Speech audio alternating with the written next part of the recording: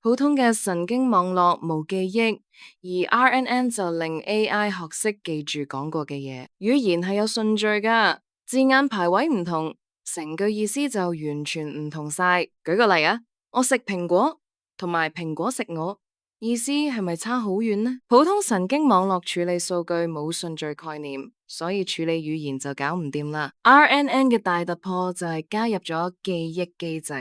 專門處理有順序嘅資料，每次處理一個詞，佢唔單止睇而家個詞，仲會參考前面嘅資訊，就好似你睇書咁，理解每一句都係建基於上文下理嘅記憶。不過 RNN 都有缺點，就係記憶太短，長句子前面嘅資訊好易唔見。呢一個現象喺專業術語入邊，我哋稱之為梯度消失問題。後來科學家發明咗 LSTM 同埋 GRU，成功改善咗呢一個短暫記憶嘅問題。佢哋加入咗門機制，可以聰明咁控制記住啲咩，忘記啲咩。雖然 RNN 曾經係主流，但而家已經被處理長文更勁嘅 Transformer 取代啦。